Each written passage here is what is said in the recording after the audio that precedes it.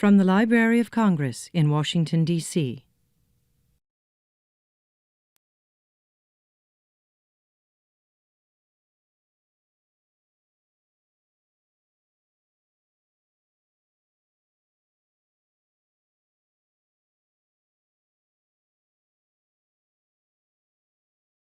Thanks for coming to the Young Reader Center on this Friday afternoon. Have any of you been to the Library of Congress before? Whoa, all of you. How about the Young Reader Center? All of you, just about? Great. Well, thanks for coming back. Today is a really fun day, and we have a very special guest that I will introduce. He's right behind me. This is A.G. Ford, who's an illustrator. Does anybody know what a book illustrator does? What does it do? Draws the pictures for the books. What? Draw the pictures for the books. You got it. Okay. And A.G. is here because this weekend is a celebration of books from the Children's Africana Book Awards. And this is his book. It's called Desmond and the Very Mean Word, which he illustrated. There's his name. And the book is by Archbishop Desmond Tutu and Douglas Carlton Abrams. And you see this little gold seal on the book? Can you see that? That gold seal says that this book got a CABA, Children's Africana Book Award, an award, and that he's getting a special commendation tomorrow. Everybody's going to be honoring the winners. So this is a very cool thing. And this book is published by Candlewick Press. So I'm going to introduce A.G., and he's going to tell you a little about himself and then what you're going to do for the rest of the program, okay? How y'all doing? Good? Okay, so I'm A.G. Ford. I'm an illustrator. I'm from Dallas. Does anyone know where Dallas is? Where's Dallas? That's right, Dallas, Texas. So when I was your age, I used to draw all the time. So what I started out drawing was Ninja Turtles. That's what I would draw every day. I would draw Ninja Turtles all the time, and my mom would hang them up on the refrigerator. So that's how I got into drawing. So I would draw a lot, and then I went over to high school. I went to, there was an advanced art class. So they taught us how to sculpt and draw and mess around with a little bit of paints. And then so from there, I built my portfolio, and I got a scholarship to go to a college, an art college in Ohio. Does anyone know where Ohio is? It's in the Midwest. So I went to college on a scholarship. Does everyone know what a scholarship is? What's a scholarship? It's something that you get from college. Right. But it's when you do really good in school and you have good grades, sometimes a college will pay for some of your school. There's small scholarships and there's big scholarships. So I had a scholarship to go to college. So then once I got to college and I kept studying and getting better and better at my artwork, and I take my portfolio and I start presenting myself to publishers, and then they hired me to illustrate books. And so that's what I do now. I have a studio at home and I illustrate books all day. So what we're going to do today is I'm going to read you the book, and then I'm going to tell you how the book was made from start to finish. And at the end, we're going to do some live drawing, and I'm going to show you guys how you can draw too, and just with a few simple shapes, okay? So we're going to start out, we're going to read.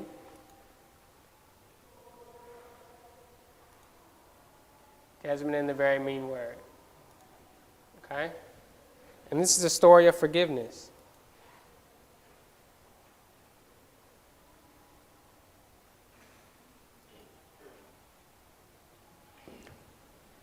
Desmond was very proud of his new bicycle.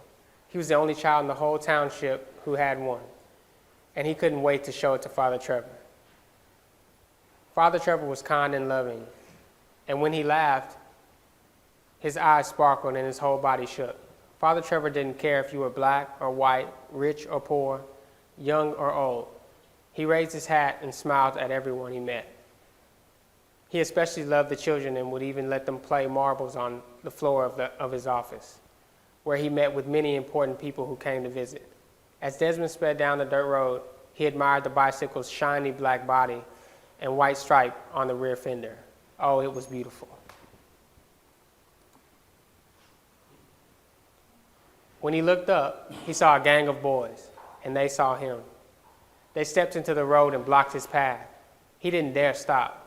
What if they took his bike? Desmond gripped the handlebar and raced toward the boys, dust flying behind them.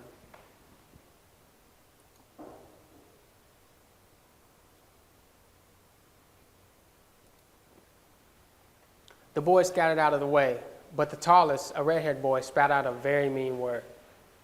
The other boys laughed and shouted the mean word again and again. Desmond pedaled away as fast as he could. His heart pounded and his chest ached. When Desmond got to Father Trevor's office, he threw down his bicycle. His teeth were clenched, and the mean word kept repeating itself over and over inside his head like echoes in a dark cave.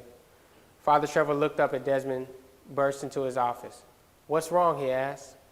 Excusing himself from a meeting, Father Trevor always knew when something was wrong. "Nothing," Desmond said. Father Trevor bent down until he was looking directly into Desmond's face. His smiling eyes always made you feel like you were the most important person in the world. "You can tell me anything." Desmond glanced down at his dusty bare feet and finally muttered, "Some boys, they were shouting a very mean word at me." "I'm sorry that happened," Father Trevor said. "They hurt your feelings, didn't they?" Desmond's shoulders relaxed a little, and he nodded. "Can you forgive them?" Father Trevor asked. "No, never," Desmond said, his fists balled at his sides. "I will get them back." Father Trevor sighed. "That is the problem, Desmond. You will get them back, and then they will get you back, and soon our world will be filled with nothing but getting back."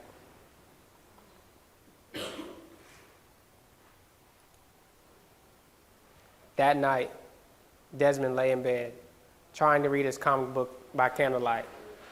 Instead of the words on the page, he kept seeing the mean word written over and over again. The next day, no matter how fast he pedaled to school, Desmond couldn't leave the mean word behind. All day, the mean word followed him around like a shadow in the hot sun. As he rode home that afternoon, he saw the boys again. His hands and face felt hot. Maybe he thought if he got even, he would stop thinking about what they called him. So he raced past the boys and shouted the meanest words he could think of. He could hear the boys running after him. Desmond pedaled hard, his heart pounding. Finally, he looked back. The boys had given up the chase. At first, Desmond felt proud, but very soon he began to feel something else. It was not a good feeling. The mean words he had said left a bitter taste in his mouth.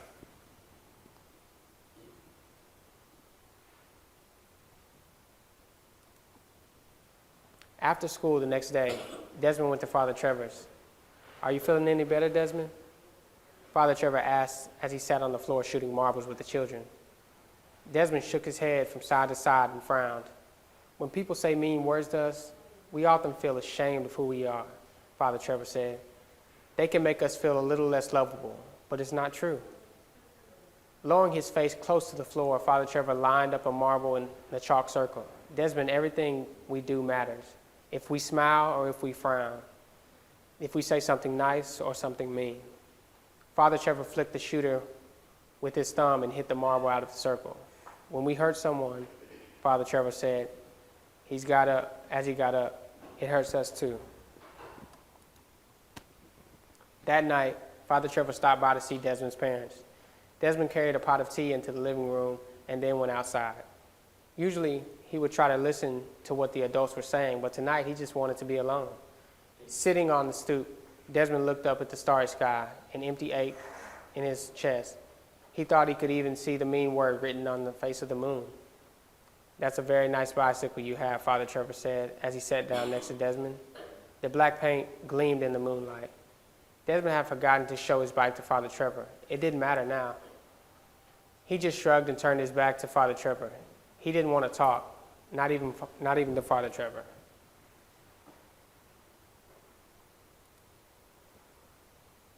Still thinking about the mean word, Father Trevor asked. Desmond slowly nodded. Our hearts are fragile and easily hurt. That is why we're given a way to heal them. It's called forgiveness. How can I forgive them? They haven't said they're sorry. You don't need to wait until someone says they're sorry to forgive them. You have the power to forgive whenever you are ready. I'm not ready, Desmond said. That's fine, Desmond. Only you will know when you are. Father Trevor got up to leave. Desmond felt a lump in his throat. Father Trevor said very softly, let me tell you a secret, Desmond. When you forgive someone, you free yourself from what they have said or done. It's like magic. A week later, Desmond was riding his bicycle down the street when he saw the boy with the red hair surrounded by a group of older boys. That'll teach you, one of them said, dunking the head of the red-haired boy into a bucket of water. Seconds later, the boy managed to raise his head, his wet hair standing up like a carrot top. He looked like he was about to cry. A woman appeared at the door. Leave your brother alone. You are as bad as your father. Now, both of you, get in this house before I... She didn't finish her sentence before both of the brothers were inside and the door had slammed shut. Desmond was surprised that he felt sorry for the red-haired boy.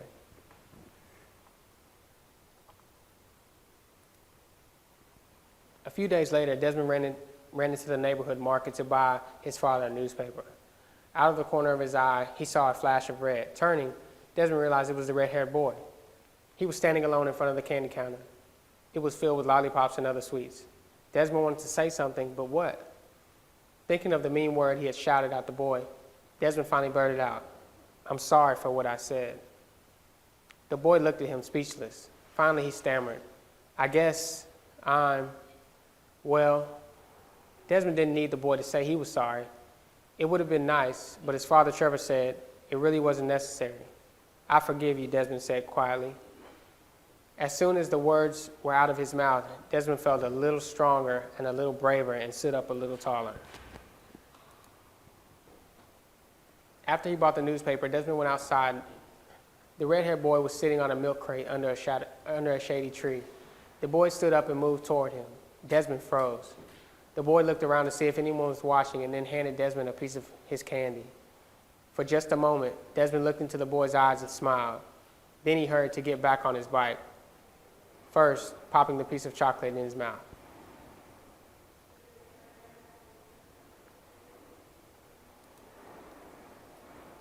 As the sun set behind the house, Desmond pedaled home fast, not out of fear, but out of joy. The cool wind felt good against his face. He wanted the sweet taste of chocolate on his tongue to last forever. Slowly, he spread his arms out wide as if he were flying. At last, he knew what it was like to be free. Then he raised his hands up, high toward the sky. He felt like he could embrace the whole world in his outstretched arms. Okay, so can somebody tell me what we learned from Desmond's story? That even if somebody did bad things to you and then you say something back, you get them back. If you don't forgive them, then you feel guilty forever. That's right. That's very good. What'd you take away from the story? When somebody says something bad to you, you don't just go pay them back for something you look like them. Yeah, very good. What'd you think? Yeah? I think it means that regardless of the situation, you shouldn't try to get revenge. You should forgive people. Right, and why should you forgive someone else? Why was it important for Desmond to forgive the boy, even though the boy never said anything to him? So like he can be free. So like he can be free if he will stop thinking about all what bad words he said to him. Right. So forgiving someone else he was able to release that anger from himself, and he didn't have to see that mean word repeated over and over to him. Very good. When you tell someone something mean, you have or do something mean to someone, it's just like you remember that for a long time, and it just makes you feel not so good. Right. And so what also there was a point in the book where we saw the red-haired boy getting treated meanly by his brothers. His brothers were dunking his head in the water. What did you think about that? Go ahead. Oh, because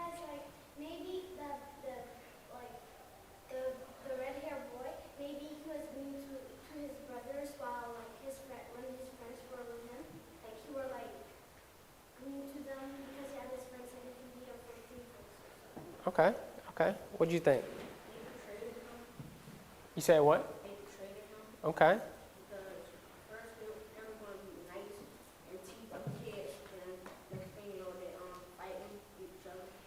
And then it also, another meaning that it's maybe he was mean to Desmond because people were mean to him, and he didn't understand how to deal with his anger. So that's maybe why he would shout out mean words, because maybe he hadn't forgiven people, so he still had that anger with him. So what do you think? I think that was another example that if you do something bad to someone, that you never, like you might feel good for a second, but then you never feel good enough. Very good. So maybe that his brothers didn't feel good after they did that. Right. Very good. Okay, one more. The redheaded boy was being so mean because he was getting bullied by the brothers. Right. So then he wanted to take out his anger on Desmond. Because remember in this part of the story, they said if you get him back, then he'll have to get you back, and then the whole world will be filled with getting back. So it's all, once you have that bad energy, then it continues. So, okay, but we're going to have a section for more questions, but I'm going to show you guys a little bit about how the process of making this book and how I draw these pictures. Because when I was your age, I would draw, and so as you draw more and more, just like with anything, you get better and better, no matter what it is. So I'm going to click through a couple things, and I'm going to show you how some of these things were drawn out. Okay, so let's take this scene. Okay, so there's a lot of objects in this scene, and this book takes place in Africa, in South Africa, okay? So if I'm not there, how am I going to find out how to draw these things? And I wasn't able to go to Africa, so I have to take pictures or find pictures from in it. So someone point out an object to me in this that I would have to find a picture for.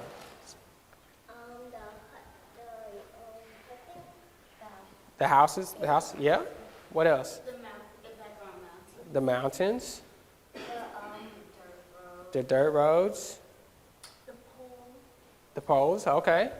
Any other objects that I need to find to create this picture? Can you repeat the question, Baba? I'm sorry? Can you repeat the question? Any of objects that I would need to create this picture, that I would need pictures of. What do you see in the picture? Mm-hmm. Well, in South Africa, it could be very dark or rainy, so I think the sky. Absolutely, absolutely. Okay, those are good. So here's the scene. And so the first thing I have to do is find out how I'm going to draw the scene.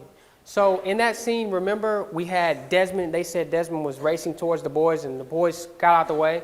So how am I going to draw that? So first what I do is I do all these little tiny sketches to try to figure out what angle. See, at first I had him where he was just coming down the hill and the boys were in the front over here. One I had where we were behind Desmond and we see the boys at the end. But I start sketching, and once I did maybe 15 or 16 sketches, I got to this one, and I got the boys scattering out the way, and we see Desmond coming towards us. So that's the one that I fleshed out, okay? And that's the one I chose. So then, what I need to do? Find pictures. So these are some of the shanty homes in South Africa. And I took some of these pictures. There's the trees. We see how the sky is. We see the dirt roads that we talked about. We see the poles that we talked about. We see the way the windows are slanted. We see the clothes hanging. So I take all these, and I even get more reference, because you can never have enough.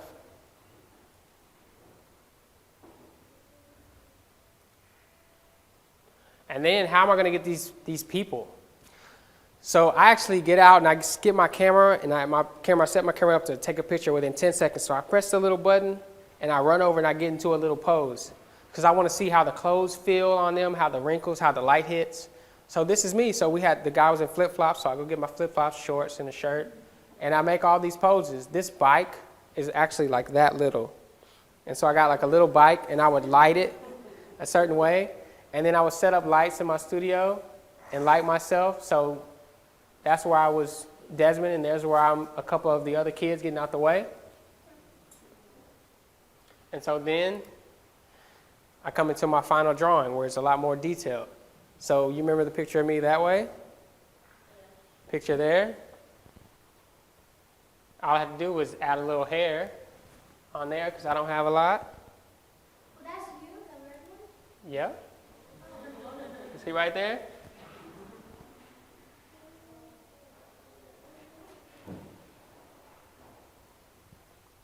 And then there's this boy scattering, flip-flops I had on. And then remember the pictures we had of all the homes? And the dirt roads and the grass and the poles in the back and the sky? And I just add all those together. And then we have my picture. So I'll do another one. This one's a more simple illustration. So somebody tell me what object do you see in this? I mean, there's only a few, but what would I need to create this picture? You right here. You would need to, well, the neat things that you would need to know, you would need to know how, like for the shadow. How to do like the shading. Absolutely. How does the shadow fall if you're being lit by a candle? What do you see? You know how to We need to know how to draw a candle. What do you see? The wall, the shanty homes. Okay, very good. Wait, the bed. The bed. Okay, very good. Okay, so let's go to the next. What I start out with, a bunch of different ideas. First, I thought about maybe I could do a close-up of him. But this is a part of the scene where he's reflecting on what he said, right? So that's why I wanted the shadow of him to be right behind him. So it's almost like he's thinking about himself. At first, I actually thought about making him look into a mirror. We thought that was too obvious. So you can see all the little sketches here, and then you see the small sketch here, and that's the one I went with. So what I had to do, there's my bed, there's my candles, and then I took some of the other reference we had from those shanty homes to see how that wall, we said we needed the wall. I have my comic book in my hand, and I just set it up like that. And then we go into the final drawing.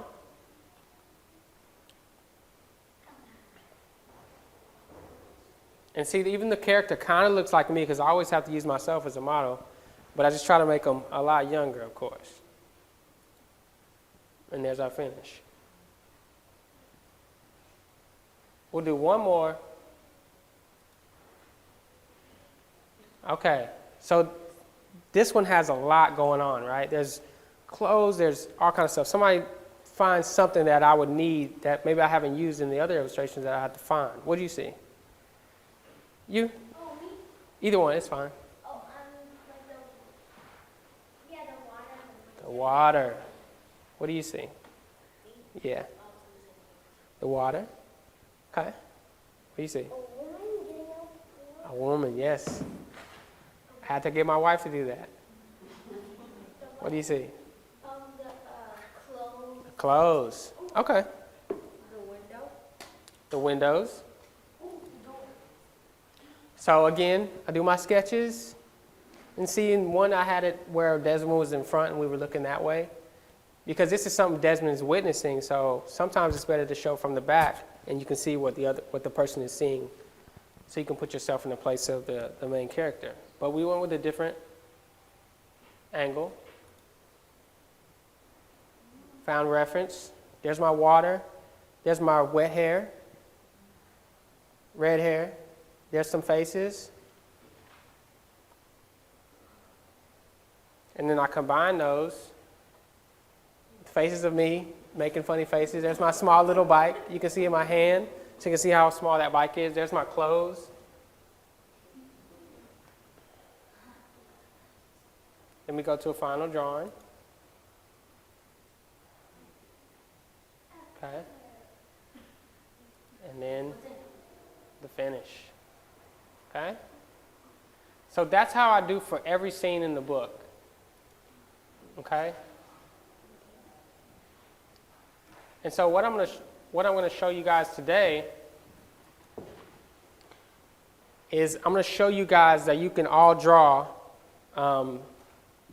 with just a few little shapes. So this is a Halloween painting I did, and I'm going to show you guys, we're all going to draw some Frankensteins today, okay? And I'm going to show you guys how just with a few shapes, we can draw whatever we want to in the world. Because raise your hand if you can draw a circle. Easy, right? Can you draw a square? Easy, right? Well, being able to draw anything is simply combining all these shapes and making something.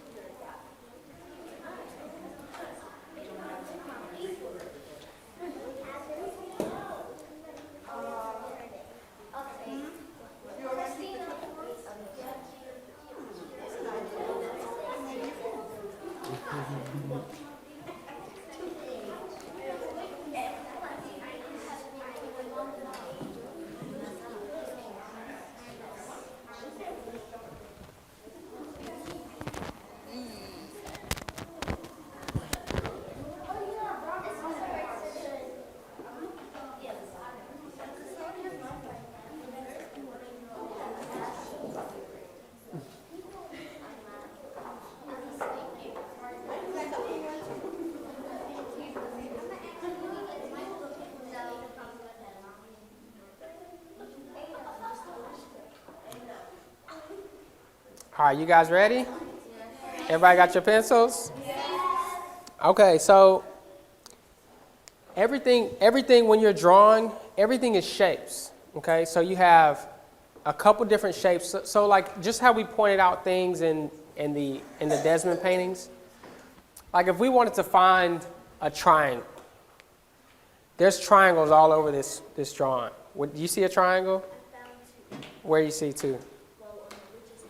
Okay, the witch's hats. And the other little girl's hat. Correct. Those are simple triangles, right? The little girl's ears. Yep, triangles. Where else? Like, The light, triangles. Okay, and so That man's hat right there. which one?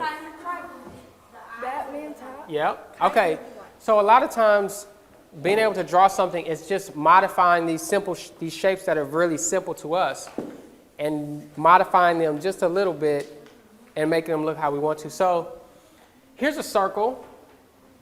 If we look at Frankenstein's head, it's really just a half circle here with a square on top.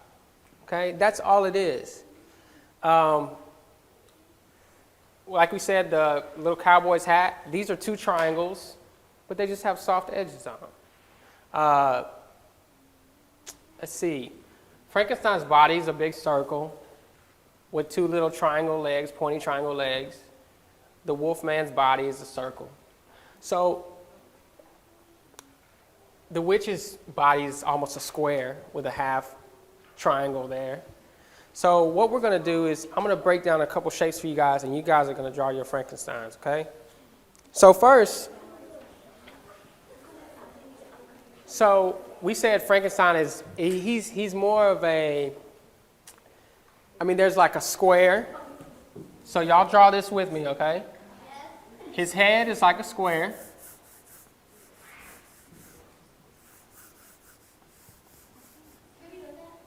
Yep, draw this with a half circle at the bottom.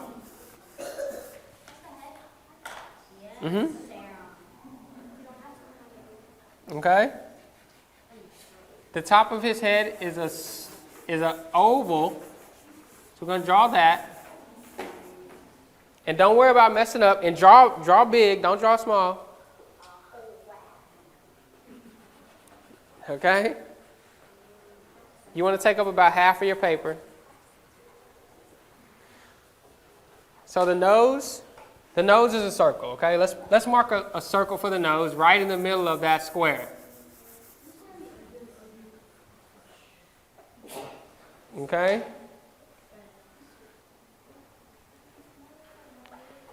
Very good. That's good. Let's draw a circle for some eyes. Circle here. Circle there. It's going to come together. So we got eyes here. They're circles, right? The nose is a circle. We got a square, half circle, and circles. Okay? Very good. So his mouth is right under the nose circle. Let's draw a big smile here.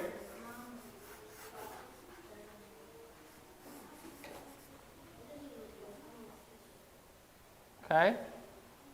We got our smiles?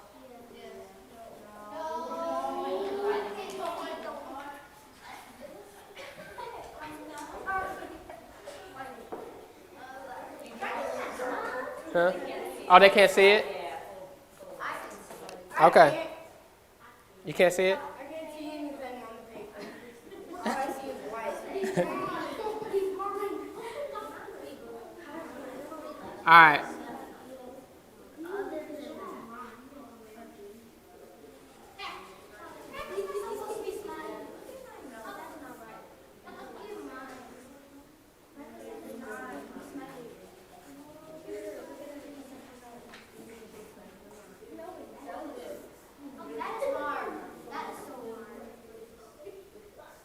And I'm going to draw this for you guys, and then I'm going to break it down for you so you guys can finish your Frankensteins.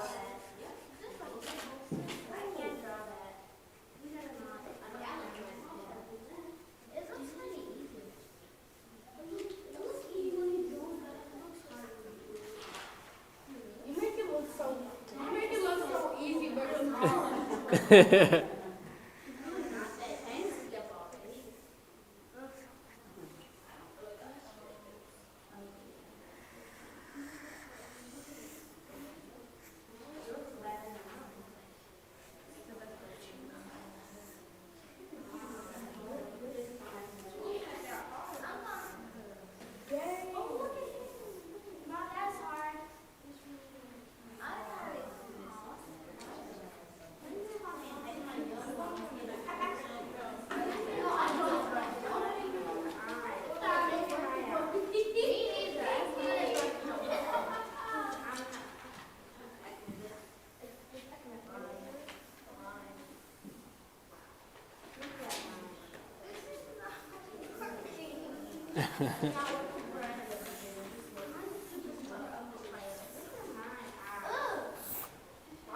Okay?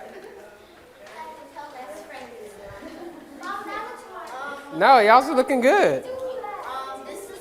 So you got, so we got circles. That's good. Just draw this part coming out of his head, and then draw his body. Yours looks good.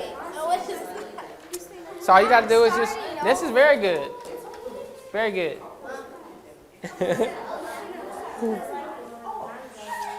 Very good. Let me walk around. Let me see how y'all are doing. Very good. This one's very good. This one's good too. Excuse me. I'm going to draw This is looking good. Just draw your the thing for his neck, the big nail in his neck, and then draw his body. Make it sound so simple. We don't know So we don't know how to draw. the ears are circled. This is looking good. No, it's not. That doesn't look like. Very good. Let me see. Very good. Very good. Draw his body. What are we doing? What's the first step? So you got a square for the head. Oh my god. This one's good. Whose is this? That one's good. This is a square. I know what? And then you do A half circle for the body. a half what? Half circle for the chin. Yeah. Your first one was good. This one's good. I like that one. Yours is good too. And then what was after the chin? Very nice. Very nice. What's next? The hair? Is it the little Does this one look so hard? Mm-hmm. How do you draw That one's good too. Yeah. Mm-hmm. Very good. Take some more questions. Yeah. Okay. Okay. That's it. That's all we're gonna do. Mm-hmm. All right. So what we're gonna do now is I'm gonna. Yours is very good. Y'all's Frankensteins are looking good.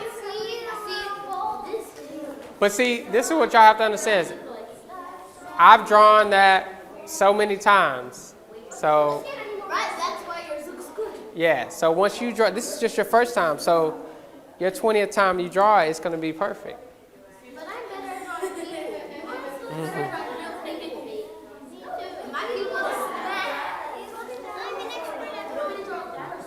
Okay, so guys, everyone, what we're going to do is I'm going to take some questions so you guys can ask any questions that you have about anything.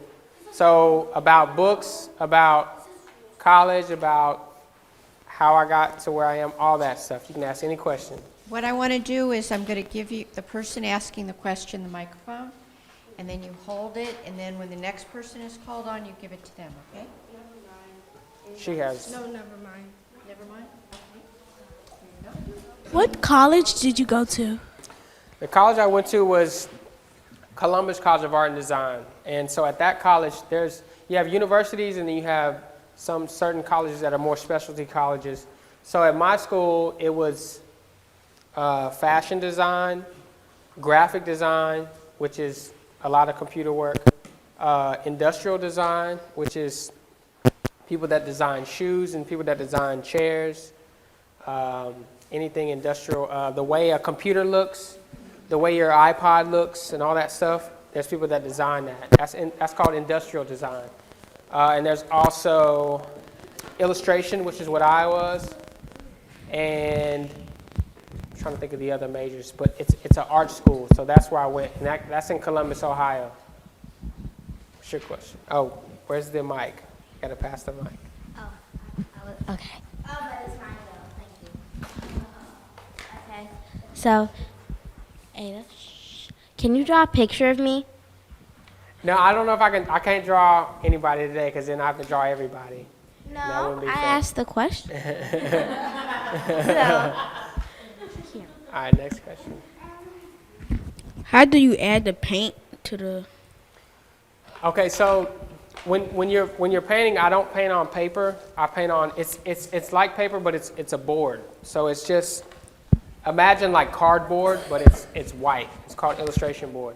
And so what I do is I draw directly on the board, and then I paint on top of it. And this is actually watercolor paint, which I'm sure some of you have used.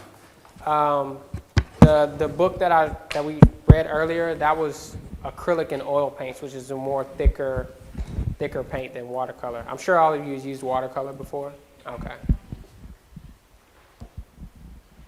Do you do those street drawings where it looks like you're about to fall in, but you're not? I'm sorry? Do you do those street drawings where it looks like you're about to fall in, but you don't? I know what you're talking about. No, I haven't done any of those, but those are very cool. Oh. Those are very cool. Sorry? Where'd you get the idea for the Desmond book? I mean, were you picked on in school? In school, or? Well, this is actually, the author of the book, this is his story. So this is a story that happened to him when he was young. So I just illustrate the books, and I'm not the writer. Were you picked on? No. Yeah, that's how it says. Yeah, you saw the problem in the beginning. Yeah. How old are you when you published your first book? I was 21 when my first book was published. And does anyone want to guess how old I am now? 36. Oh. 37. Oh. 76. Oh, okay. 29. 29. Yeah, there you go. All right, I'm not going to ask that question again. Where's the mic? Okay, you have the mic. How How many books did you write? Illustrate. I have 15 books now. So, I passed the mic. Someone's. You already asked the question. Okay. What was the name of the first book that you illustrated? The first book I illustrated was called Barack, and that was about Barack Obama. Yes. Is it in stores? It is in stores. Yes. And it's just about his life from a little kid. Does anyone know where Barack grew up? I have a question. I have another. Huh? Yeah, that's correct. Very good. These are two other books that Mr. Ford wrote. You recognize anybody?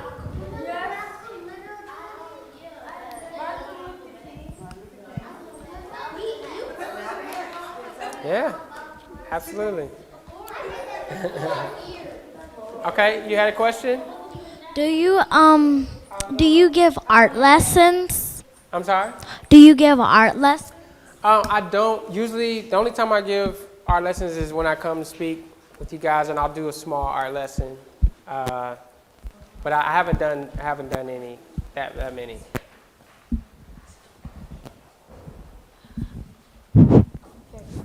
Can I have that painting? That picture? That is up. Where's y'all's teacher? Or I that's asked up to her. first. She's gonna have it. So. But I asked first. That's up to her. Mom, give it to Layla. You gotta see who. I'll tell you what you can have, though. You may all take the clipboards that. This has been a presentation of the Library of Congress. Visit us at loc.gov.